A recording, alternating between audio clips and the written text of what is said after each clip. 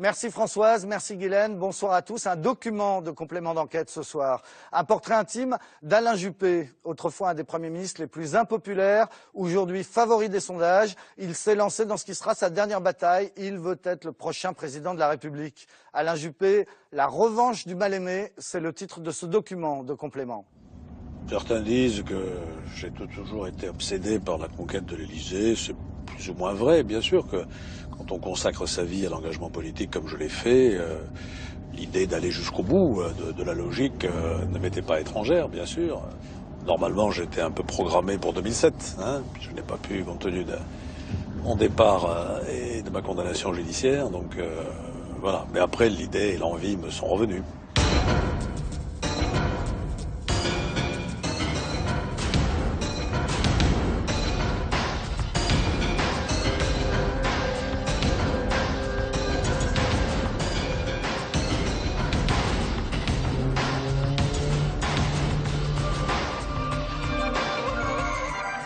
Il y a 20 ans, il était détesté, jugé cassant et arrogant. Il y a 10 ans encore, il devait s'exiler au Canada après une condamnation judiciaire. Et aujourd'hui, le revoilà, prêt à se lancer dans une bataille présidentielle, prêt à en découdre avec Nicolas Sarkozy. Mais tiendra-t-il 2 ans? En a-t-il assez envie? On va tenter de répondre à ces questions. Et pour comprendre, on va revenir sur un parcours, celui d'un surdiplômé que Jacques Chirac appelait le meilleur d'entre nous, mais que les Français n'aimaient pas beaucoup parce que généralement, on n'aime pas les premiers de la classe. Depuis, il a pris de l'âge, il a pris des coups, il s'est refait une image à Bordeaux.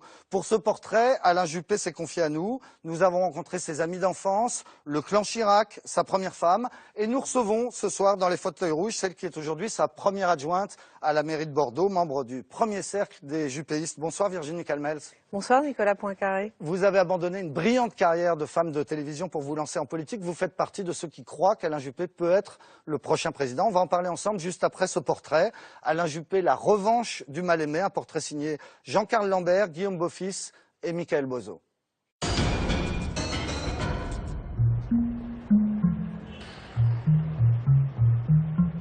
À l'heure où la nuit tombe sur Bordeaux, le maire, Alain Juppé, n'est pas prêt de se coucher.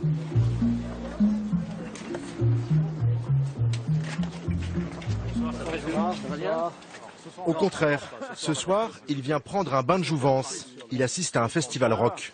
3e édition, 101 participants, 83 euros qui n'avaient jamais participé. Vous avez prévu de danser, de chanter un peu ou pas? Oui. Parce que comme ils sont, on est tous sur le nouveau Juppé est arrivé. Donc on se dit... Au soir de sa carrière, à bientôt 70 ans, le nouveau Juppé se prépare pour son dernier combat, conquérir les Français. Ici, ça semble déjà gagné. Merci. Bon, le stade, ça va être nouveau. Allez, fin mai, l'inauguration, ça y est. C'est pas mal, 3 mois d'avance. C'est presque terminé, la pelouse pousse. Ça va être sympa ça. Bah, merci pour tout pour Bordeaux. Merci.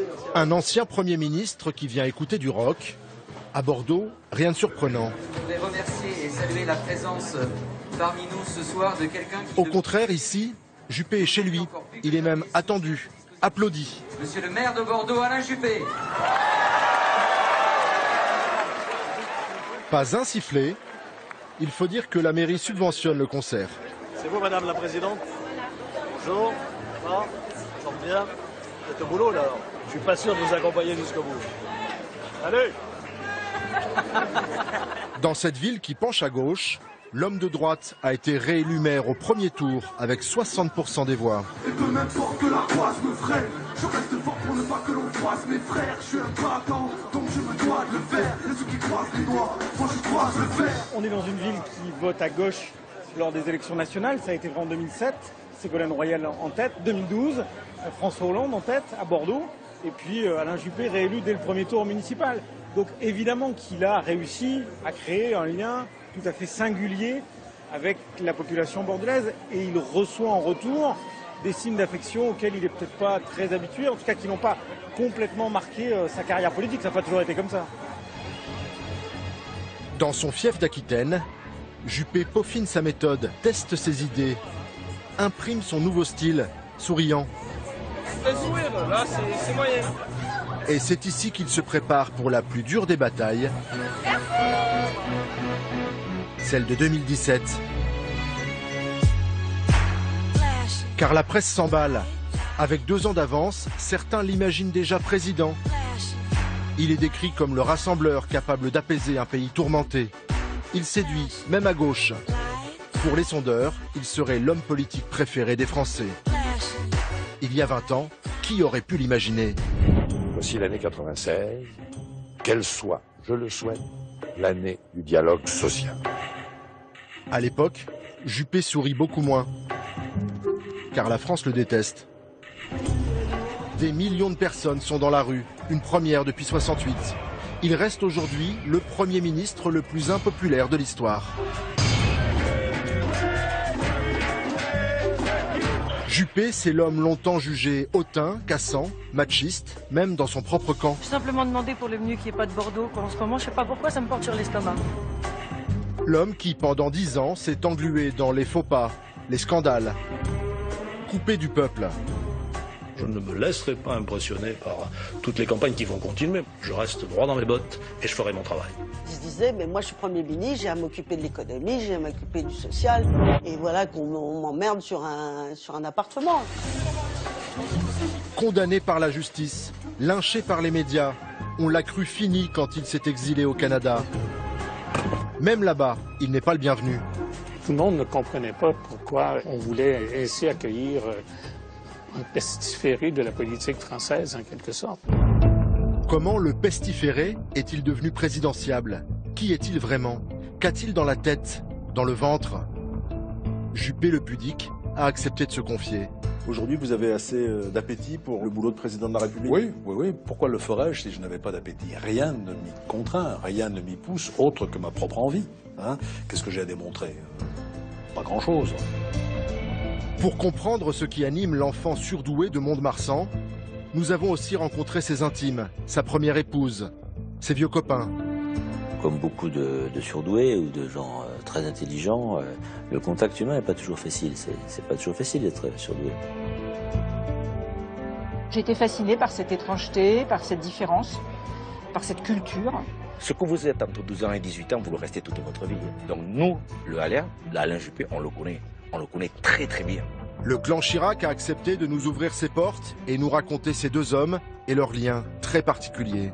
Qu'on le veuille ou non, que ça plaise ou non, que ça fasse plaisir aux uns aux autres ou non, le fils aîné, c'est Alain Juppé. À l'heure du bras de fer avec Nicolas Sarkozy dans la course à l'Élysée, Alain Juppé est-il capable de terrasser son meilleur ennemi? Nous aurons des primaires ouvertes et je ferai tout pour que nous les organisions de façon transparente et efficace. Candidat à la présidence de la République, c'est un métier. Hein. C'est pas un métier qu'on apprend quand on est député, ministre, Premier ministre, ça, c'est un métier. Il n'est pas obsédé par la politique, il n'est pas obsédé par le pouvoir. Ce n'est pas un fanatique du pouvoir. Il faut avoir de la rage pour pouvoir mener ce combat-là. On dit toujours en politique, c'est le plus méchant qui va l'emporter. A priori, ça peut pas être Juppé. Désigné comme le meilleur de sa génération, Juppé a touché le fond. Voici l'histoire d'une résurrection, celle d'un grand brûlé de la politique qui joue aujourd'hui sa dernière carte.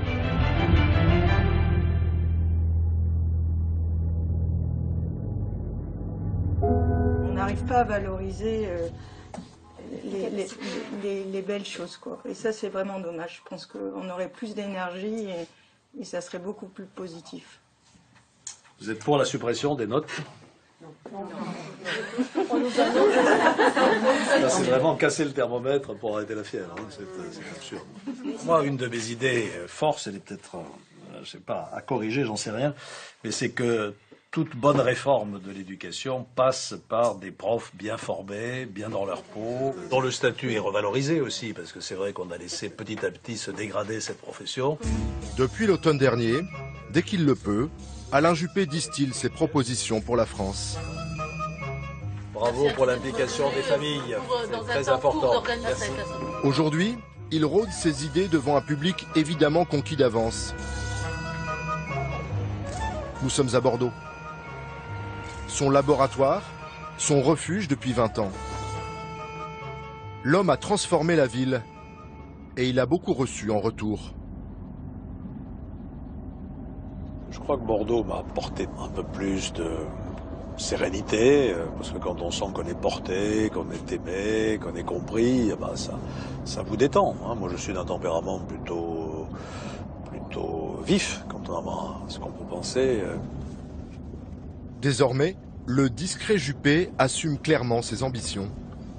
Certains disent que j'ai toujours été obsédé par la conquête de l'Élysée. C'est plus ou moins vrai, bien sûr, que quand on consacre sa vie à l'engagement politique comme je l'ai fait, l'idée d'aller jusqu'au bout de la logique ne m'était pas étrangère, bien sûr. Normalement, j'étais un peu programmé pour 2007. Hein. Je n'ai pas pu, compte tenu de mon départ et de ma condamnation judiciaire. Donc voilà. Mais après, l'idée et l'envie me sont revenus. Être un jour président, un désir qui s'est installé sur le tard chez Alain Juppé. Au terme d'une scolarité brillante et d'une rencontre décisive.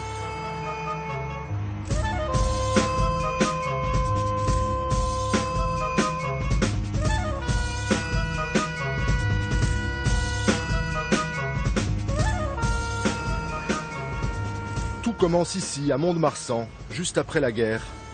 La ville aux Trois-Rivières vit au rythme de la base aérienne et des corridas. Elle va voir grandir un enfant différent, Alain-Marie Juppé, né le 15 août 1945. Bernard et Pierre sont ses copains depuis presque 60 ans. Au collège puis au lycée, les gamins sont inséparables. Tous les jours, je passe là pour aller acheter le pain. Et tous les jours, j'y pense à lui. Ça, je peux le dire. Alain Juppé vit dans cette maison jusque ses 17 ans, avec ses parents et sa jeune sœur. Robert, le papa, exploite des champs de maïs. Marie est une mère au foyer qui pousse son fils à réussir. Son garçon doit devenir quelqu'un. Pour le faire travailler, c'est ça. J'ai eu beaucoup d'influence sur ce côté-là parce qu'il me craignait assez. Ma femme s'est fait un petit point d'orgueil d'en faire quelqu'un. Parce qu'il en avait la possibilité. C'est vrai que nous, d'entrée avec Alain, on a vite vu que c'était le mec quand même qui était brillant, quoi. Ça s'est vite vu, très très vite vu, quoi. C'est quand même un souvenir très, très fort dans ma tête, hein. Quand je venais chez lui, alors je sonnais. Qu'est-ce que vous veniez faire, jouer Ah non. On faisait beaucoup plus les devoirs. Ah ouais. Voici le collège-lycée Victor Duruy, une institution dans les Landes. Ici, dès ses 11 ans, le jeune Juppé sort du lot, premier de la classe, loin devant les autres. On joue au foot, là? Oui. Là, oui. Ça, c'était le foot.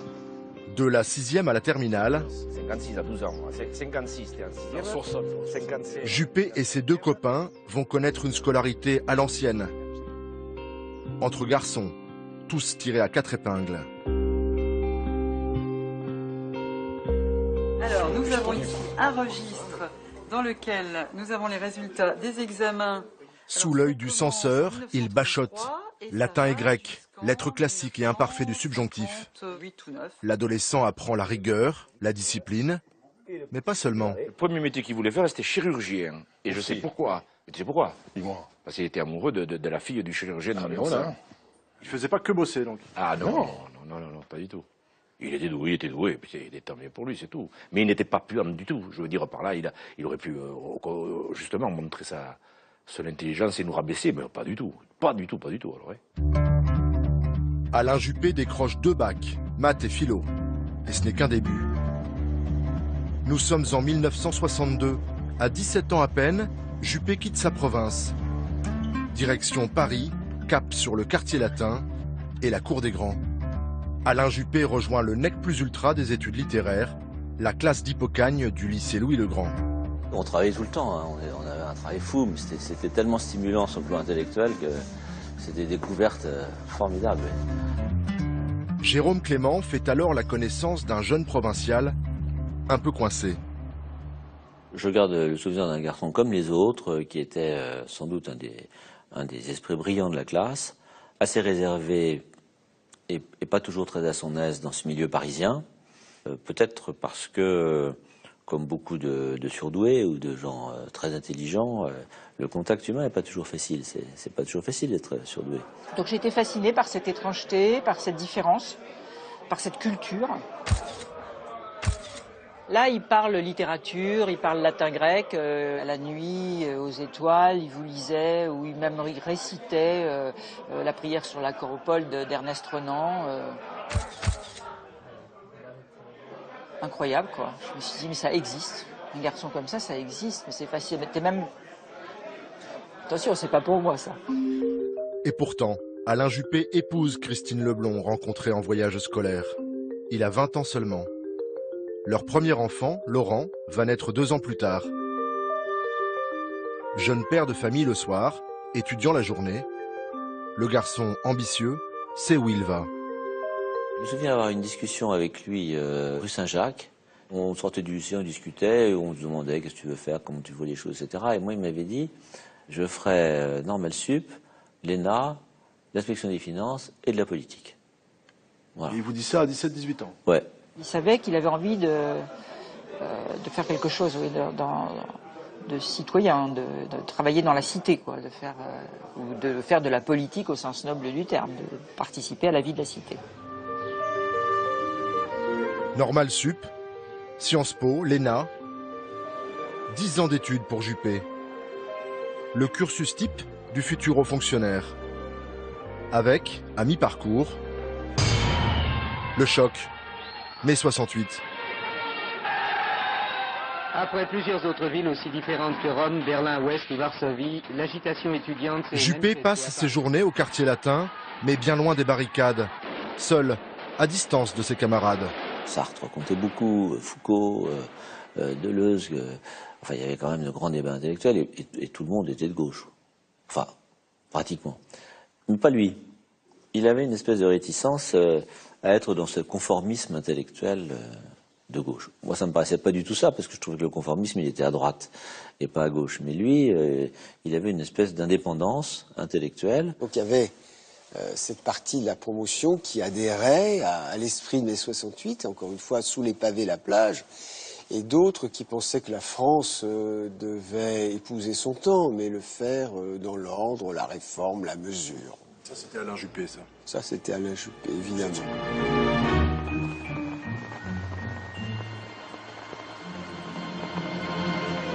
Bonjour madame. Bonjour, très bien. Bonjour madame. Hey, comment ça va? Ah, c'est le grand week-end là pour vous. Oui, il y a des amoureux. 10 boutiques en un quart d'heure, sans rien acheter. Ça s'appelle la politique.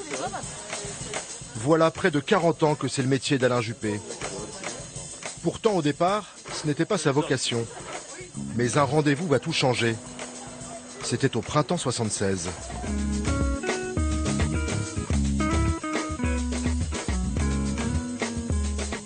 J'étais chez moi, j'habitais en banlieue à l'époque, à Fontenay-aux-Roses. J'étais inspecteur des finances. Une semaine, je reçois un coup de téléphone. Le directeur du cabinet du Premier ministre, Jérôme Monod, voudrait vous parler. Bon, je prends le téléphone, il me dit « Venez me voir samedi prochain ». Alors, je mets ma plus belle cravate, mon blazer, etc. Et il me dit de but en blanc, voilà, est-ce que ça vous intéresse de venir travailler avec Jacques Chirac à son cabinet de Premier ministre pour vous occuper un peu des questions économiques et puis, puisqu'il paraît que vous savez écrire en tant que normalien, pour l'aider à préparer ses discours. Alors, j'ai demandé un délai de réflexion et à ce moment-là, Chirac est entré dans le bureau, il m'a dit bonjour, vous voulez faire de la politique? Voilà, j'ai dit oui. Il faudra aller sur le terrain, tout de suite. Choisir un camp, battre la campagne pour séduire des électeurs à coups de slogan. Juppé l'intellectuel hésite vraiment à rejoindre Chirac. Il m'a dit, voilà, il faudrait que je m'engage, je dois m'engager. Il attend une réponse. Mais est-ce qu'on peut faire de la politique quand on réfléchit trop? Le sentiment de devoir s'engager, en fait, de devoir dire oui à Jacques Chirac, le ramener aussitôt à une réflexion sur « mais alors, je vais devoir abandonner la contradiction, ma contradiction intérieure ». Quand on s'engage en politique, on devient idiot. Hein. Mais Alain Juppé va finalement dire oui au Premier ministre. Des tempéraments bien différents, mais le courant passe. La tornade Chirac balaye les doutes du jeune agrégé de lettres. Quand j'ai remis ma première copie, mon premier discours, ça lui a plu. Voilà, il trouvait que mon style lui convenait bien et après donc... Voilà. Qu'est-ce qui vous bluffait chez lui? Qu'est-ce qui pouvait l'intéresser chez vous? Bon, évidemment l'énergie, quand vous voyez arriver cet homme avec la stature que vous lui connaissez, plein d'énergie, un peu, comment dire, Giscard a dit agité, pour être méchant, je dirais énergique, ça fascine tout de suite. Hein. Et chez vous, qu'est-ce qui pouvait lui plaire? Ah, j'en sais rien, ça il faudrait lui demander. Je ne sais pas. Il a tout de suite senti que, voilà, j'étais fait pour la politique. Je pense qu'il était fasciné par aussi son intelligence, sa capacité à raisonner, sa culture, son calme, sa froideur, sa jeunesse, ses failles. Il sentait que cet homme avait besoin d'un deuxième père. Ouais, il y avait plus que de l'amitié, quelque chose de sanguin, de l'amour presque entre eux. Il suffit de les regarder, d'ailleurs, vous savez, les regards, ça dit beaucoup, ça. Moi, combien de fois j'ai vu Chirac en train de regarder son petit Juppé, comme si c'était, voilà, et puis inversement. Au nom du père, Juppé acceptera tout. Il va faire la plume, le porte-parole, il va gérer les comptes, il va même enfreindre la loi. Claude Chirac assiste en première ligne à l'ascension du dauphin. 22 ans plus tard, la fille de l'ancien chef d'État se souvient parfaitement de cette journée de 93. À Strasbourg, devant le RPR au grand complet, Jacques Chirac s'enflamme et va faire à Juppé un cadeau empoisonné. Je voudrais exprimer les sentiments que nous éprouvons tous à l'égard de celui qui est probablement le meilleur d'entre nous, notre secrétaire général Alain Juppé. C'est magnifique cette phrase. On sent qu'elle lui vient vraiment des tripes, qu'elle lui vient du cœur. Donc je pense que la sincérité écrase tout. Mais c'est vrai que c'est une phrase qui du coup va lui coller à la peau, qui probablement, comme toujours, va susciter certaines jalousies. C'est probablement le mauvais service qu'on peut rendre dans une classe à un élève en lui disant que c'est le premier de la classe. Bon. Tout le monde, au RPR, à l'époque, c'est comme ça que ça s'appelait, n'était pas ravi d'entendre ça. Non, il y avait beaucoup de ressentiments contre lui. C'est clair, c'est quelqu'un qui était détesté un peu dans son propre camp. C'est le fils aîné. Qu'on le veuille ou non, que ça plaise ou non, que ça fasse plaisir aux uns ou aux autres ou non, le fils aîné, c'est Alain Juppé. Mairie de Paris, RPR, Matignon, 20 ans d'amour pour ces deux-là, avec un objectif, atteindre le pouvoir suprême en tandem. En 95, à l'approche de la présidentielle, Paris bruisse de rumeurs sur le nom du futur Premier ministre. Juppé, lui, n'a aucun doute. À l'époque, tout le monde glousait pour savoir qui sera Premier ministre, si Chirac gagne, est-ce que c'est Séguin, est-ce que c'est Juppé. J'étais assez paisible au fond de moi-même. Voilà. Il m'avait jamais dit, ça sera vous, mais je sais pas, ça me semblait couler de source. Le voir à l'image actuellement. Pour l'instant, nous tournons le dos à l'avenue Viéda, il semble qu'il soit question. Monsieur Chirac. Mai 1995, Jacques Chirac arrive à l'Élysée. Un petit mot sur notre sentiment ce soir. À Matignon, il nomme Alain Juppé. L'enfant des Landes devient Premier ministre à 49 ans, la conclusion d'un parcours sans faute et le début d'une longue descente aux enfers.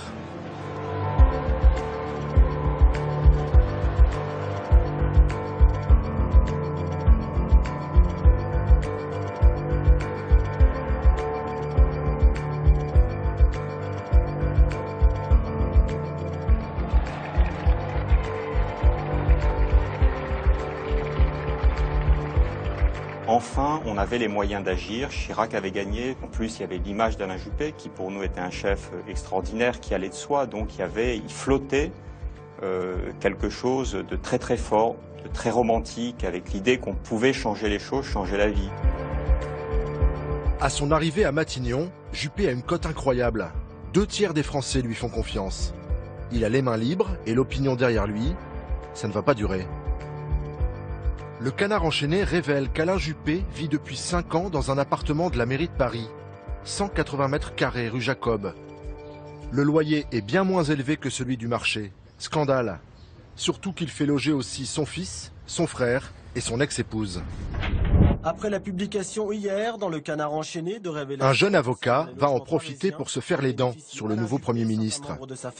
Peut-on aujourd'hui tenir un discours sur la fracture sociale et en même temps vivre dans un appartement avec un loyer de complaisance, faire aux frais des contribuables des travaux et de surcroît diminuer le loyer de son fils? Et je vous ai apporté ma dernière quittance. Juppé mettra 15 jours avant de s'expliquer à la télévision. Il ne voit pas le mal. Les Français découvrent un homme arrogant. Je ne me laisserai pas impressionner par toutes les campagnes qui vont continuer. Moi, je prends les paris. Mercredi prochain, il y aura encore sur mon compte un autre ragot. Eh ben, je reste droit dans mes bottes et je ferai mon travail.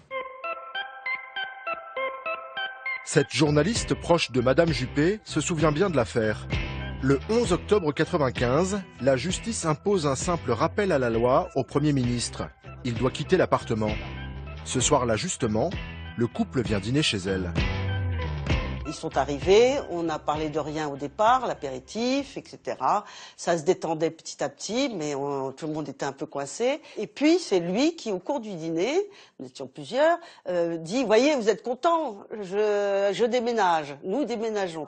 Et moi je lui dis « On n'est pas contents, simplement, voilà, c'était compliqué pour vous parce que la symbolique était très, très forte ». Il avait du mal à comprendre qu'on puisse trouver ça choquant. Il se disait, mais moi je suis Premier ministre, j'ai à m'occuper de l'économie, j'ai à m'occuper du social, j'ai à m'occuper des réformes, et voilà qu'on m'emmerde sur un appartement. Il y avait X exemples autour de moi, il y en a encore qui durent d'ailleurs, aujourd'hui. Donc j'ai pas compris, effectivement, que ça pouvait constituer une espèce de scandale. Et c'est vrai que ça, c'est une chose qui a évolué depuis 20 ans. C'est vrai que les politiques, à cette époque-là, étaient moins vigilants sur ce genre de comportement qui choque aujourd'hui. Je n'en avais pas la conscience. Si j'en avais eu la conscience aiguë, j'aurais déménagé avant d'entrer à Matignon. Ils étaient 42, dont 12 femmes. L'image du Premier ministre en prend un coup. Et très vite s'ajoute une deuxième faute politique, l'affaire des Juppettes. C'est le surnom donné à ces 12 femmes qu'Alain Juppé avait nommées dans son gouvernement. C'était vraiment un moment un peu magique en fait, où on avait l'impression qu'on allait faire plein de choses. Mais les Juppettes ne passent pas l'été. Le Premier ministre remanie vite son gouvernement et pour faire entrer des poids lourds, il remercie les femmes. Sans la manière. Alors il me fait entrer dans son bureau, donc il y avait une table et son bureau. J'attendais debout, il était au téléphone, bon. Il me fait signe de m'asseoir, bon, je m'assieds. Vous regardez le plafond, vous attendez que ça se passe, bon. Et puis il vient vers moi, il me serre la main, et il me dit Françoise, vous n'avez pas démérité, mais vous comprenez les circonstances, enfin ça. Et le téléphone sonne. Bon, alors je me suis levée, puis j'ai dit, Monsieur le Premier ministre, je vous souhaite bonne chance. Et je suis partie. Celui qui voulait promouvoir les femmes les vire en quelques semaines. Alain le moderne devient Juppé le macho. Monsieur le Premier ministre, nous connaissons votre attachement à la revalorisation du rôle des femmes dans la vie politique. Je suis venue pour prendre un déjeuner entre amis. On a invité le Premier ministre, on ne sait pas s'il est libre. J'ai simplement demandé pour le menu qu'il n'y ait pas de Bordeaux, quoi. En ce moment, je ne sais pas pourquoi, ça me porte sur l'estomac. À notre avenir, à demain. Non, moi je crois plutôt à la France. Ses procès en arrogance glissent sur Juppé. Il n'a qu'une idée en tête. Imposer une réforme qu'il estime capitale, celle de l'assurance maladie et des retraites. Le pays doit se serrer la ceinture. Mais problème, les Français n'ont pas voté pour ça. Jacques Chirac avait fait campagne sur la fracture sociale. On va réparer, retrouver le modèle social, donner à ceux qui n'ont pas ce qui leur manque. C'est cela que les Français avaient entendu. Jacques Chirac avait promis d'être le Père Noël et il envoie un Père Larigueur en quelque sorte. C'est exactement ça. Juppé veut faire travailler plus longtemps les fonctionnaires. Un tabou qu'il brise sans état d'âme. Et face aux syndicats, pas question de négocier. L'ancien patron de la CGT n'en revient toujours pas. Il était, mais alors, vexé qu'on ait pu lui tenir tête à ce point-là. Et la discussion était très tendue. Au bout de la discussion, il m'a dit alors, bon, cette manifestation, vous allez la faire ou pas? Je dis, considérez qu'elle est déjà partie. Il m'a tourné le dos et il m'a dit, bonne manifestation. Les grèves paralysent le pays pendant 3 semaines.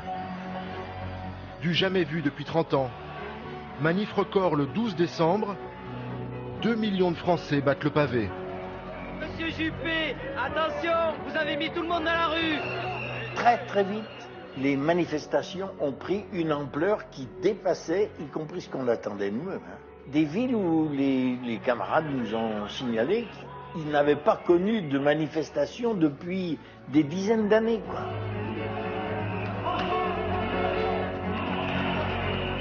Ça aurait pu se passer autrement. C'est-à-dire, il y aurait pu y avoir des rencontres, des réunions, des discussions avant la publication du... Rien de tout ça. Pour lui, c'était à prendre ou à laisser. Comme c'est un garçon très intelligent, et très rapide, et très déterminé, quand il est convaincu de quelque chose, il pense que ça doit forcément arriver, ça doit forcément se faire. Ben non, ça marche pas comme ça. Il faut convaincre les autres qu'on a raison.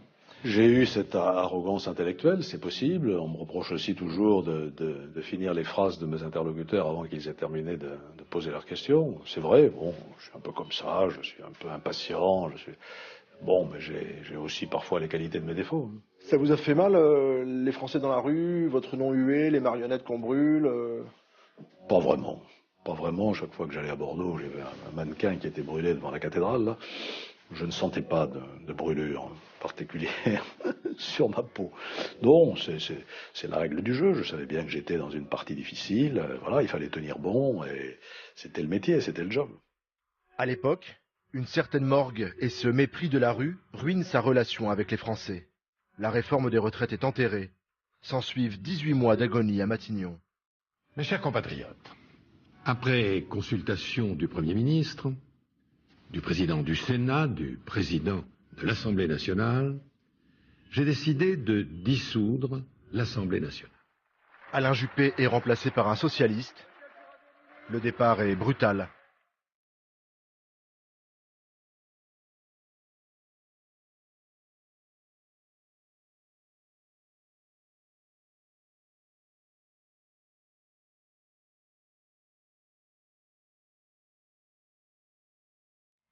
Adieu Paris, Juppé se met au vert à Bordeaux. Chirac, réélu, ne le prend pas dans son équipe. Mais il va faire bien mieux, une promesse. Juppé sera son successeur à l'Élysée. Et pour ça, Chirac a un plan. C'est à lui de présider et de gouverner pendant 5 ans, à Alain Juppé de prendre l'UMP, de façon à être le candidat pour l'échéance suivante, pour 2007. Mais tout s'écroule. Cette fois, c'est la justice qui s'en mêle. Au siège du RPR, une dizaine de personnes travaillent à temps plein, mais c'est la mairie qui paye leur salaire. Fin 2004, pour l'affaire dite des emplois fictifs du RPR, Juppé est condamné à 14 mois de prison avec sursis. Pour lui, c'est un déshonneur, c'est une infamie. Ce jour-là, la trajectoire qui était la sienne, pour laquelle il avait donné toute sa vie, toute son énergie, toute son intelligence, elle venait exploser devant le tribunal et il était privé du destin qui devait être le sien. C'est un séisme pour moi à l'époque, bien sûr. Tout s'effondre d'une certaine manière. Voilà, alors je ne vais pas maintenant gloser là-dessus indéfiniment. Tout le monde sait bien que j'ai assumé une responsabilité collective. Je ne le regrette pas, c'était mon rôle, j'étais en charge du RPR, voilà. Monsieur Juppé, s'il vous plaît, En revanche, c'était un choc personnel sur mon image et sur ma réputation. Et là, je dois dire que j'ai eu la chance d'avoir auprès de moi une famille, et notamment ma femme, qui m'ont évité les dérapages.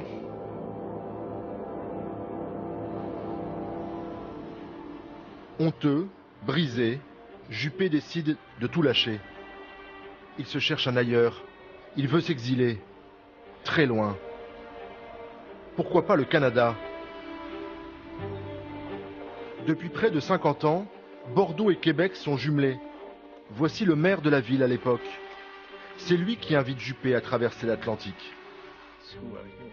En vieux routier de la politique, Jean-Paul Lallier mesure la souffrance de son ami. Je deviens quoi là, à partir de ce moment-là? Ceux qui me connaissent bien savent qui je suis. Ceux qui ne me connaissent pas et qui ne m'aiment pas me plantent complètement. Et ils sont souvent assez nombreux en politique, les gens qui plantent les politiciens. Alors, je me suis dit, il va peut-être avoir envie de changer d'air pour un bout de temps. Juppé est partant. Dans sa nouvelle vie, il sera professeur. Début 2005, il débarque discrètement à Montréal. Il doit enseigner à l'UQAM, la prestigieuse université de la ville. Mais à son arrivée, l'accueil est glacial. Il se présente à l'université, il est accueilli par le recteur Roch Denis et un groupe de professeurs. Et on lui dit, non, vous n'êtes pas bienvenu. Vous arrivez ici avec une condamnation. Vous allez nuire à la réputation de notre université. Vous voyez la liste des signataires qui sont tous des professeurs d'université, à l'UQAM beaucoup, à l'Université de Montréal, à l'Université Laval. Tout le monde ne comprenait pas pourquoi on voulait ainsi accueillir un pestiféré de la politique française, en quelque sorte. L'UQAM lui dit non. Ici aussi, son image est salie. Juppé va se rabattre sur une école, moins cotée. Et pour éteindre l'incendie, l'établissement fait appel à cet homme, aussi discret qu'influent. À Montréal, Claude Bédard est le grand spécialiste de la communication de crise. Il va façonner un nouveau Juppé. Moi, je pouvais lui apporter une vision nord-américaine, francophone, parce qu'on est quand même au Québec, en français. Par exemple, il n'était plus en exercice de pouvoir, donc simplement au niveau, ça peut l'air avoir ridicule, mais au point de vue vestimentaire, une façon d'être un peu plus relax dans son port altier. Ah.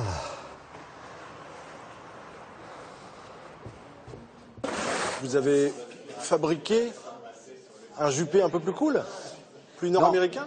Moi, je vais vous dire, Alain Juppé, quoi qu'on a dit, n'a pas changé ici. Il s'est révélé. Pendant de nombreuses années, il était habillé en homme politique. Ici, il devenait homme parmi les hommes. Une nouvelle image, un peu fabriquée, mais l'ancien Premier ministre semble réellement tourner la page. À la rentrée 2005, il entame un cours sur la mondialisation. Décontracté, Juppé tombe la veste. Il a le sourire facile. Ça mérite un peu de lancer. Bon, je vous rappelle que le CPE... Au Canada, l'homme se réchauffe. Pour la première fois depuis très longtemps, Juppé mène une vie normale avec sa seconde épouse et leurs 3 enfants. Loin de Paris, loin des palais de la République, il s'installe à Outremont, le faubourg chic de Montréal. En famille, il découvre un quotidien ordinaire. Il avait ici le temps de se ressourcer comme il l'a toujours désiré. Ce moment privilégié où vous vous retrouvez avec vous-même, avec votre épouse, avec votre famille. C'était un moment privilégié qui lui a été d'une certaine façon imposé, mais qu'il a apprécié énormément par la suite. L'ancien politique est-il descendu de sa tour d'ivoire? Ici, pas de garde du corps, pas de chauffeur. Il roule seul. La nuit, face à ses doutes. Mon cours à Gatineau s'achevait vers 19h30. Le plus souvent, je regagnais Montréal, le soir même. Le problème, c'était le dîner. J'ai parfois échoué, seul, sur des aires d'autoroute, dans des salles désertes et froides, de McDo ou de Subway, en train de mâchouiller un sous-marin, sorte de sandwich québécois, débordant de mayonnaise. Un soir de novembre, le restaurant était particulièrement sinistre. Et je me demandais, que fais-tu là, si loin de tout et de tous? Où cela te mène-t-il? Tout d'un coup, je me suis dédoublé, et je me suis dit, profite, tu n'auras pas l'occasion de revivre des moments aussi drôles. Alain Juppé profite, mais pas longtemps. Le Canada est une parenthèse, d'1 an seulement. L'appel du pouvoir est trop fort. La journaliste Anna Cabana s'en souvient, elle lui a rendu visite à Montréal. Ça lui manque. Je veux dire, il se morfond en dehors de la politique. Il a envie de servir, il a envie d'action politique, il a envie de prendre des décisions politiques. Et donc, en gros, très simplement, il résiste pas. Malgré l'exil, Juppé n'a rien perdu de sa confiance en lui. Il va aller bien trop vite, il va être trop gourmand. Sarkozy, le nouvel homme fort de la droite, est devenu président et lui offre un grand ministère de l'écologie. Mais Juppé, trop pressé, en veut plus. Il veut aussi, tout de suite, être élu député, chez lui. Mais Bordeaux ne comprend pas cet appétit. et lui préfère une socialiste, une inconnue. Je crois qu'il y a l'élan de liberté des électeurs. Pour le meilleur d'entre nous, un nouveau revers, une nouvelle blessure. Une très grande blessure, et une blessure d'autant plus importante qu'il ne l'avait pas du tout anticipé, pas du tout prévu, pas même imaginé. Je présenterai dès demain matin au président de la République et au Premier ministre ma démission de défonction. Juppé, battu dans son fief, est contraint d'abandonner son tout nouveau ministère. Une humiliation. Il avait, chaque fois qu'il me voyait, arrivant dans une manifestation, un mouvement de recul. Il a été élevé à ne pas connaître l'échec, et quand par hasard il le rencontre, c'est pour lui très, très certainement une épreuve forte. Alain Juppé a raté son retour. Encore trop sûr de lui, rattrapé par ses vieux démons, il en veut à la terre entière. Comment allez-vous, monsieur Juppé, ce matin? Pourquoi? Vous vouliez que j'aille très très mal? C'est ça qui vous exciterait, hein? Vraiment, on sent une délectation, là. Ce jour-là, Juppé en est sûr, sa carrière est derrière lui.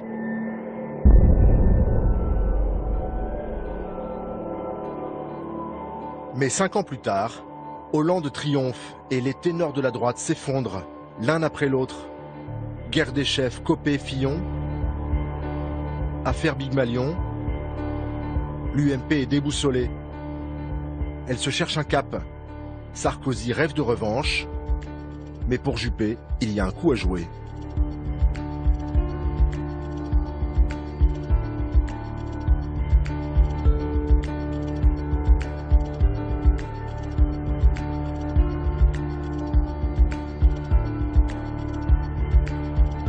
Vous étiez programmé pour être président de la République, vous êtes en train de renoncer à ce programme initial et subitement le destin vient frapper à votre porte et on vous dit c'est possible. Juppé est moins agité, moins transgressif, moins désinhibé, plus convenable, il se tient mieux. La présidence Sarkozy a été tellement traumatique, je pense qu'il y a une sorte de nostalgie du chiracisme. Les Français sont en attente d'une figure un peu paternaliste qui les rassure, qui a un vrai besoin de compétences. Et lui, il incarne ça, qu'on le veuille ou pas, par les fonctions qu'il a occupées, et sans doute qu'il répond à ces attentes. Aujourd'hui, ils ont envie de ça. Ils ont envie de quelqu'un qui ne cède pas à la moindre sirène médiatique, sondagière et d'air du temps, et qui reste droit dans ses bottes, fidèle à ses convictions, fidèle à lui-même.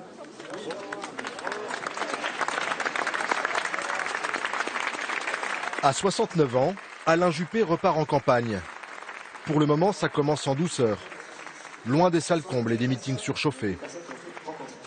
Regros pour nous. Une fois par mois, débat informel en petit comité. Ce soir, le maire de Bordeaux est en banlieue d'Orléans, devant 120 personnes. Quelles seraient, selon vous, les mesures ou les leviers pour faciliter l'accès à l'emploi des jeunes? J'ai une conviction, c'est qu'il faut absolument que nous développions des formations en alternance. Il faut orienter notre épargne vers le financement des entreprises. Je crois que c'est un des premiers problèmes de notre agriculture, c'est l'excès de normes en tout genre, qui ne sont pas toujours des normes bruxelloises, qui sont parfois des normes françaises. Dans ces propositions, rien de très neuf. On pose la question aux gens dans nos classes. À 2 ans de l'échéance, son programme présidentiel n'est pas encore écrit. C'est quoi le sens de votre présence ici? Je viens écouter les gens, vous l'avez vu. On reproche beaucoup aux hommes politiques d'être déconnectés du terrain. Ben, je suis sur le terrain. En même temps, ils vous écoutent beaucoup aussi, vous avancez déjà des... Ils me demandent de m'exprimer sur un certain nombre de sujets, mais je les ai écoutés aussi beaucoup. Oui. Vous posez des petits cailloux aussi pour 2017? C'est possible, oui. Vous faites quoi, une pré-campagne? Appelez ça comme vous voudrez. Juppé s'est mis en route, doucement, à son rythme. La question c'est, a-t-il assez faim? Merci monsieur, bon courage, je vous représente les jeunes. Candidat à la présidence de la République, c'est un métier. Hein. C'est pas un métier qu'on apprend quand on est député, ministre, Premier ministre, ça, c'est un métier. Il faut se donner. C'est incroyable. Il faut se donner à fond. Il faut être méchant comme une teigne. Il faut être agressif, ce qui n'est pas d'ailleurs non plus. Vous voyez, faut être... Voilà, on dit toujours en politique, c'est le plus méchant qui va l'emporter. A priori, ça peut pas être Juppé. Ce n'est pas un fanatique du pouvoir. Juppé, il aime le service de la France. Donc, s'il y a un certain nombre de circonstances où il peut apporter ce qu'il sait qu'il possède de fort au service de la France, il le fera. mais il n'est pas obsédé par la politique, il n'est pas obsédé par le pouvoir. Aujourd'hui, vous avez assez d'appétit pour le boulot de président de la République? Oui. Pourquoi le ferais-je si je n'avais pas d'appétit? Rien ne m'y contraint, rien ne m'y pousse, autre que ma propre envie. Hein. Qu'est-ce que j'ai à démontrer? Pas grand-chose. Enfin, bon, c'est vrai que président de la République, c'est l'achèvement d'une carrière pour un politique. Mais voilà, si je réussis, ce sera fantastique pour moi. Si j'échoue, Bordeaux me restera fidèle, ou je resterai fidèle à Bordeaux encore quelques années. Voilà, donc j'y vais avec beaucoup de liberté, et donc cette liberté fait que si j'y vais, c'est par enthousiasme et par envie. Juppé joue le détachement, quand son rival à droite, lui, n'envisage pas une seconde de perdre. Voilà 35 ans que ses frères ennemis se croisent, se toisent. Juppé connaît bien son adversaire. Il est depuis longtemps fasciné par sa rage de vaincre. Il avait de l'admiration pour l'envie que Sarkozy avait de tuer les concurrents et de devenir président de la République. Peuple de France, n'ayez pas peur! Il y avait de l'admiration quand Juppé parlait de ça. Il y avait à la fois de l'admiration et de la répulsion. On a, vous savez, une espèce de fascination-répulsion réciproque. On a deux types qui se sont reconnus, si vous voulez, comme étant d'une espèce qui peut se renifler, se jauger, se mesurer.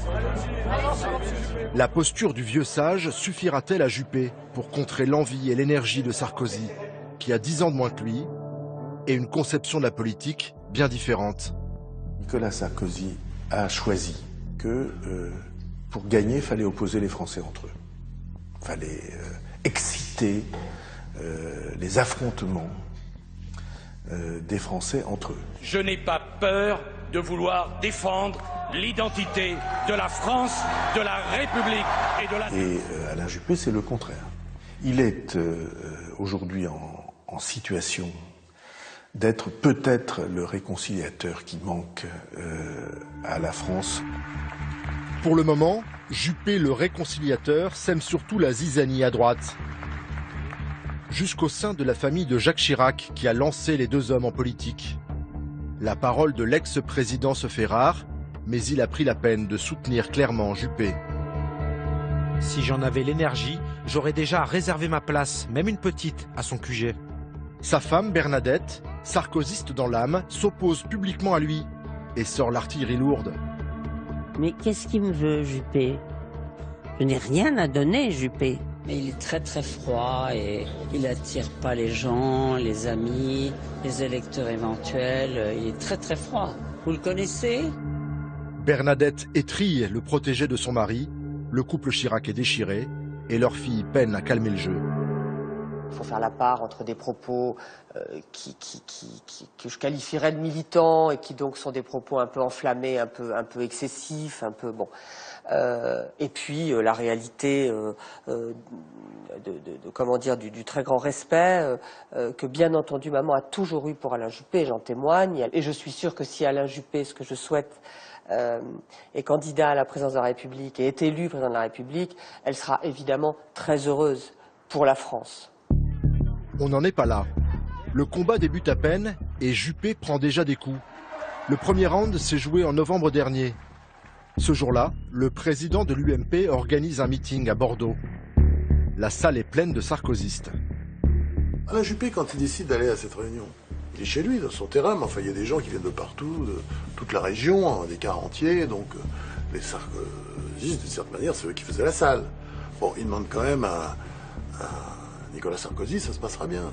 Ce sera... Oui, t'inquiète pas, tout sera nickel. Bon. Il arrive, il s'est fait prendre dans un piège. Je suis plus que jamais convaincu de la nécessité d'un large rassemblement de la droite et du centre si nous voulons battre le Parti socialiste face à la montée du Front national.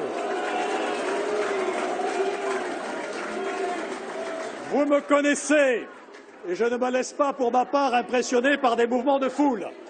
Nous aurons des primaires ouvertes et je ferai tout pour que nous les organisions de façon transparente et efficace. Sarkozy, qui était à côté, n'a pas dit à la foule ce que aurait fait n'importe qui, même Mitterrand avec Rocard. Hein, pourtant, Mitterrand, il aimait bien quand on sifflait Rocard, mais on faisait toujours assez militant, ça. Non, même pas. C'est-à-dire, presque, il a un petit sourire. Alain aura besoin de moi et j'aurai besoin de lui. Voilà la vérité, telle qu'elle se présente. Ni Sarkozy ni ses lieutenants n'ont accepté de nous parler. Mais Juppé le sait. Ils vont lui coller une image d'homme du passé, de has-been. Pour Sarkozy, Juppé, c'est la vieille politique. C'est la politique qui doit être enterrée avec la Chiraquie. On est dans la vieille idée du service de l'État. Il n'y a pas assez de courage, il n'y a pas assez d'action, il n'y a pas assez de transgression. Est-ce que vous diriez qu'en politique, la fin justifie les moyens? Non, je crois pas. Je crois pas, ça n'a jamais été ma vision des choses. Il faut être habile, naturellement, il ne faut pas être non plus naïf. Hein. Il y a façon et façon de présenter les choses, on n'est pas obligé de chercher la provocation, bien entendu. Vous n'êtes pas prêt à tout pour le boulot de dans 2 ans? Non. Non, pas prêt à tout. Je ne suis pas prêt à mentir. On peut parfois enjoliver la vérité. Mais mentir, non. Parce que finalement, je crois qu'on est toujours piégé par ces mensonges. Avant de se présenter aux Français, Juppé doit d'abord convaincre les militants de l'UMP qu'il peut être leur champion. Et il ne force pas sa nature pour les séduire. Surtout quand il dit préférer voter socialiste plutôt que Front National. Un choix qui dérange de plus en plus à droite. Je ne vous cache pas que je ne pense pas avoir été le seul à avoir été relativement surpris, pour ne pas dire choqué, de votre position. Ce qui, à mon avis, en plus donne de l'eau au moulin du Front National, qui effectivement fait voir que voilà, l'UMPS, comme on l'appelle, c'est tous les mêmes, c'est tous les petits copains, on mange tous la même soupe dans la même gamelle. Moi, je ne suis pas socialiste, je suis un homme de droite, donc je n'ai aucun complexe de ce côté-là, et je veux l'alternance, je pense qu'il n'y a pas de doute, mais, pardon de le dire, je ne mets pas toujours sur le même plan exactement l'idéologie du Front National, et puis certains sociodémocrates de gauche, qui peut-être peuvent ouvrir les yeux. Moi, je pense qu'il faut aujourd'hui, premièrement, attaquer de front le Front National, décortiquer ses idées pour montrer en quoi elles sont nocives. La bataille va être dure, hein, parce que, voilà, certains membres du Front National ont du talent, c'est vrai, donc il va falloir se les payer. Hein. Mais moi, je suis prêt à le faire. Merci. Pour l'instant, les troupes de Juppé sont clairsemées. Et le patron à l'UMP, c'est Sarkozy. C'est lui qui organise les primaires l'an prochain. Juppé est donné perdant. Il ne passe pas. À mon avis, hein, je peux me tromper. Je ne mets pas ma tête à couper parce que je tiens à ma tête, mais je pense qu'il n'aura pas de chance face à Nicolas Sarkozy. Les militants UMP sont très accrochés à Nicolas Sarkozy. Sarkozy a promis à son rival des primaires largement ouvertes aux centristes. Si cette promesse n'est pas tenue, Alain Juppé menacerait de faire cavalier seul, de se présenter contre Sarkozy à la présidentielle. Une folie qui pourrait faire perdre la droite. La preuve peut-être que Juppé a vraiment envie.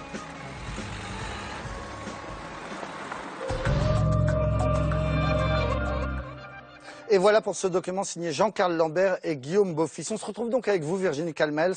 Je rappelle que vous êtes l'ancienne présidente d'Endemol Monde, que vous êtes aujourd'hui la première adjointe d'Alain Juppé à Bordeaux. Comment ça va? Ça va très bien. Comment ça va les juppéistes, je voulais dire, après ce qui s'est passé dimanche, c'est-à-dire une victoire de Nicolas Sarkozy? Non, c'est d'abord et avant tout une défaite du gouvernement en place et c'est la validation de la stratégie d'Alain Juppé, c'est-à-dire une victoire de l'Union, de l'UMP, de l'UDI et du MoDem. De l'UMP dirigé par Nicolas Sarkozy, qui est apparu comme le vainqueur dimanche dernier, bien sûr. Plus qu'Alain Juppé. Je ne crois pas qu'il faille opposer. C'est une victoire d'abord des candidats sur le terrain, hein, qui ont fait une merveilleuse campagne, mais au-delà de ça, c'est surtout la victoire d'une union de l'UMP, de l'UDI et du MoDem, et qu'on voit bien que dans les urnes, quand on est unis, on peut gagner des départementales. Voilà, victoire assez large, sauf en Gironde, sauf chez vous. Il paraît que Nicolas Sarkozy s'en est réjoui. Écoutez, je ne crois pas qu'il faille se réjouir. C'est un bassin de population qui est particulièrement radical socialiste, c'est traditionnel. Pour autant, on a quand même gagné 5 départements sur 27, dans cette grande région maintenant qui est celle dans laquelle Bordeaux s'inscrit. Et donc c'est quand même une victoire, hein, 5 départements. Et puis après, je ne vais pas élaborer trop sur les découpages électoraux et le fait que parfois on a plus d'électeurs et finalement pas les cantons. Alors la question qu'on se pose beaucoup, c'est celle de sa détermination. Est-ce qu'il a assez envie? Est-ce qu'il ira jusqu'au bout? Est-ce qu'il est armé, prêt à la bataille avec C'est assez Nicolas curieux Sarkozy qu'on se pose cette question que pour Alain Juppé. Parce que, pour le coup, on parce pourrait que pour se la Nicolas poser... Sarkozy, on se la pose pas, oui. Oui, mais en ce qui concerne Alain Juppé, qu'est-ce qu'il a à perdre, Alain Juppé? Qu'est-ce qu'il a à prouver? En fait, ce reportage nous le montre. Il a exercé des plus hautes fonctions. Alors certes, il n'a pas été président de la République, mais il a un parcours. Il a eu des hauts, il a eu des bas, il a pris des coups, il a l'expérience, il a la compétence, évidemment, mais il n'a plus rien à prouver. Donc, bien évidemment que c'est un homme de réflexion et que s'il a décidé de s'engager dans ce combat, qui, entre nous, n'est pas un combat facile, hein, c'est quand même très difficile quand on voit l'état de ce pays, c'est mûrement réfléchi et donc moi, je n'ai pas du tout de doute sur le fait qu'il n'irait pas jusqu'au bout. Oui, mais en même temps, on l'entend dans le reportage, il dit bon, je vais aller jusqu'au bout, j'en ai très envie, mais si ça marche pas, eh bien, je reviendrai à Bordeaux, j'aurai encore quelques années. On a l'impression qu'il y pense pas du soir au matin, qu'il y pense pas en se rasant jusqu'au moment où il se couche. Mais je pense que c'est ça qui est intéressant chez Alain Juppé, c'est un homme d'État, c'est un homme qui est au-dessus de la mêlée. Il fait passer l'intérêt général avant son intérêt particulier. Mais pour être élu, d'abord, il faut se battre. Est-ce qu'il est prêt à aller au couteau contre Nicolas Sarkozy? On sait que c'est violent, Mais pourquoi voulez-vous systématiquement que ça se traite au couteau? Ce qui est important, de mon point de vue... On se souvient de Balladur Chirac, on se dit on a aimé Balladur Chirac, on va adorer Sarko-Juppé. Oui, mais je crois qu'il ne faut pas faire ce genre d'analogie. Et puis, moi, je suis citoyenne avant tout. Ce qui est important là, c'est l'intérêt du pays. C'est pas des batailles encore personnelles. Donc, ce qui est important, c'est qu'il porte un projet qui soit le meilleur projet pour le pays. Et surtout, moi, ce qui m'importe, parce que je suis une femme d'entreprise, comme vous l'avez rappelé, c'est qu'il le fasse. C'est-à-dire qu'on soit dans l'exécution. Alain Juppé, c'est un homme d'action. Il l'a prouvé à Bordeaux. Il l'a prouvé aussi dans les différentes fonctions qu'il a occupées. Et on rappelait 95. C'est un homme qui a voulu faire bouger les lignes. C'est un homme qui a voulu réformer le pays. Vous rappelez 95, il était quand même le Premier ministre le plus impopulaire, détesté, je le disais tout à l'heure. Si j'ai bien calculé, vous étiez très jeune, hein, vous aviez 23 ans à ce moment-là. Vous vous en souvenez de l'image de ce Juppé que tout le monde détestait? Bien sûr, mais je ne suis pas sûre que ce soit Juppé qui a été détesté. C'est aussi, il faut se rappeler du contexte, c'est-à-dire une promesse de campagne et derrière un homme qui pose réellement une problématique pour la France. Et si on se rappelle de son discours, notamment sur l'assurance maladie, sur les régimes spéciaux de retraite, il avait raison, Alain Juppé. Il avait raison, mais on brûlait son effigie dans les rues. Hein. Parce que ça a été violent et parce que peut-être que la société n'était pas prête encore et peut-être que la méthode n'était pas la bonne à ce moment-là. Il le reconnaît d'ailleurs, c'est quelqu'un qui a du recul, c'est quelqu'un qui est lucide. On a besoin d'hommes courageux. Ce qui nous manque, c'est le courage politique d'être dans l'action et de faire. Alors, puisqu'on parle, Virginie Calmels, de son impopularité de l'époque, je voudrais vous montrer ces images. C'était des paroles et des actes en octobre dernier. À la fin de l'émission, il avait des bons sondages et regardez comment il réagissait. Ce chiffre monte à 61% des Français qui disent « Oui, Alain Juppé ferait un bon président pour la France ». Alain Juppé, est-ce que vous souhaitez réagir? Merci. Merci aux Françaises et aux Français. Et on continue. Vous pouvez peut-être vous avez l'air ému. Oui, un peu. Il ne faut jamais remercier les journalistes. Ah, il y a encore du chemin à faire là-dessus. Jean-Daniel Lévy... J'ai pas remercié les journalistes, j'ai remercié les Français. C'est le Juppé nouveau, celui qui montre ses émotions. Il est très très ému, hein. Écoutez, je crois qu'une fois encore, il ne faut pas opposer une belle machine intellectuelle et un être humain. Il est les deux. Il a des émotions, il l'a montré là. Voilà, c'était une surprise pour tout le monde, peut-être pour lui la première. D'ailleurs, ce qu'on a appelé son arrogance, c'est probablement plutôt une forme de timidité, de réserve. Ouais, donc c'est quelqu'un qui est profondément humain. Et moi, je travaille avec lui depuis 1 an. Moi, je suis très étonnée de voir cet homme plutôt à l'écoute, qui n'est pas péremptoire, qui est très à l'écoute des gens, qui va au-devant des individus. Vous verriez à Bordeaux, il est très populaire, il est très proche des gens. Et il s'est bonifié avec l'âge, vous nous dites. Puisqu'on parle de l'âge, donc au moment de l'élection présidentielle, il aura presque 72 ans. À la fin de son mandat, presque 77. Franchement, le problème aujourd'hui n'est pas celui de l'âge, il est celui de la santé. Quand on a la chance d'être en pleine forme, écoutez, il le prouve. Je vous avoue que je suis un peu plus jeune que lui et que la pêche qu'il a nous laisse tous assez admiratifs. Donc, ce qui est important, c'est d'être en pleine possession de ses moyens intellectuel et physique, c'est son cas a priori, donc je ne vois pas le sujet. Au contraire, je pense que c'est une chance historique parce que, comme je l'ai dit, il ne briguera pas un second mandat. Voilà, c'est la première fois qu'un président se présente en disant quoi qu'il arrive, je n'en ferai qu'un. Mais ça change tout. Je vais vous dire, regardez aujourd'hui François Hollande, il est déjà en train de regarder 2017 et les prédécesseurs regardaient la réélection. Beaucoup de choses n'ont pas été faites parce que le président en place se disait je ne le fais pas maintenant, je le ferai au moment de ma réélection. Donc quelqu'un qui va mettre à profit ces 5 années de façon totalement, je dirais, libérée. Et 5 années seulement. 5 années seulement. Mais bien sûr, et en se disant, et désintéressé à titre personnel, mais il aura le courage qui manque profondément aux hommes politiques qui sont aujourd'hui à la tête de ce pays. Alors pour ça, il faudra d'abord qu'il gagne une primaire. Aujourd'hui même, l'UMP a annoncé les premières règles. Elles seront validées sans doute la semaine prochaine. Mais les règles qui seraient fixées par le parti, c'est que pour voter à cette primaire ouverte, il faudrait donner 2 €, signer une charte, obtenir le soutien de 25 parlementaires, 250 élus, 2500 adhérents. Est-ce que ce sont des règles qui vous conviennent à vous, les jupéistes?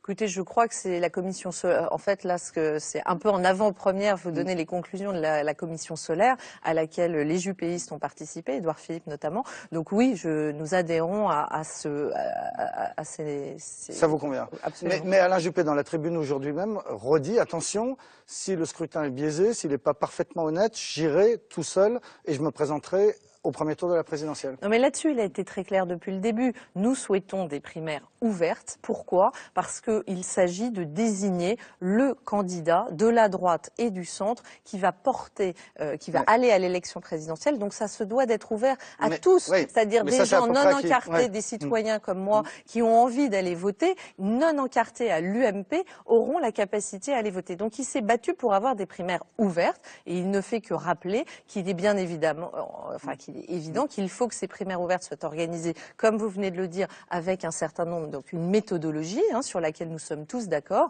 et que les règles soient respectées. C'est normal. En 2007, vous aviez voté Nicolas Sarkozy? Absolument. Et qu'est-ce qui les sépare, ces deux hommes, aujourd'hui? Alors, en 2007, j'ai voté Nicolas Sarkozy parce que j'ai absolument adhéré à tout ce qu'il a fait pendant sa campagne. C'est-à-dire, c'est une magnifique machine de guerre et de campagne. Ouais, ça, vous allez le voir, oui. Mais bien sûr, mais il faut pas, et il faut le reconnaître. Il est extraordinaire et sa campagne de 2007 l'était. Après, je pense qu'aujourd'hui, nous sommes à un moment très historique, très particulier de la France.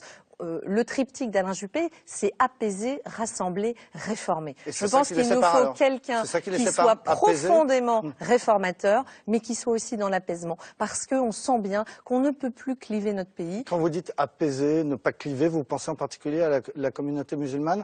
Alain Juppé a dit à plusieurs reprises qu'il trouvait que Nicolas Sarkozy avait tendance à souffler sur les braises, à attiser les différends entre les communautés. C'est possible que ce soit une différence assez importante entre eux. On l'a vu tout récemment, avant la campagne des départementales, enfin l'élection des départementales. La question du voile à l'université. La question aussi des menus dans les cantines scolaires. Bon, Alain Juppé est un homme de terrain. Alain Juppé est maire d'une grande ville de France. Il sait de quoi il parle. Les cantines, il les gère. Et en l'occurrence, il sait qu'il y a un système qui marche très bien dans les cantines bordelaises. C'est qu'il y a le choix. Il y a essentiellement des selfs. Et on offre le choix. Il n'est pas question d'offrir du halal ou du kasher. En revanche, rendre possible à un enfant le fait de manger du porc ou du poisson ou végétarien, c'est sain, ça embête personne et honnêtement, pour nous, tel qu'on l'a vécu sur le terrain, c'est un non-débat. Alors pour soutenir cet homme, vous avez donc tout abandonné, vous étiez président de Andemol Monde, mais vous faites un pari sur l'avenir, j'imagine. S'il gagne, vous donnez quoi? Je vais vous dire, c'est plutôt que j'aime mon pays, que je suis chef d'entreprise et que je vois ce pays. Mais ma question, c'est s'il gagne. Donc, s'il gagne, vous devenez quoi? Maire de Bordeaux, par exemple? Ce que j'ai fait comme, c'est pas un calcul, c'est à un moment donné de vous dire, j'aime mon pays et je ne me résous pas à le voir dégringoler. Mais donc, à partir du moment où vous voulez faire quoi pour ce pays? À quel poste? Alain Juppé m'a proposé de rejoindre son équipe municipale. C'est la ville dans laquelle je suis née, ma ville de cœur. Donc vous êtes maire de Bordeaux? C'est Alain Juppé. Si Alain Juppé est président de la République, vous serez maire de Bordeaux? Je me suis engagée à Bordeaux, aux côtés d'Alain Juppé. C'est ça qui m'intéresse, c'est ça qui me mobilise dans mon temps et mon énergie. Et peut-être que vous serez maire de Bordeaux. Merci beaucoup, Virginie Calmels. Merci à vous. Et merci à ceux qui m'ont aidé à préparer cette émission. François Ducroux, Thomas Auro, Joël Bruandé et Clément Castex à la rédaction en chef. Caroline Durand à la préparation des plateaux. Philippe Lallemand à la réalisation. La semaine prochaine, le Front National, Marion Maréchal-Le Pen. Que trouve-t-on derrière la vitrine? La soirée n'est pas terminée. Tout de suite, musique sur France 2 avec Alcaline.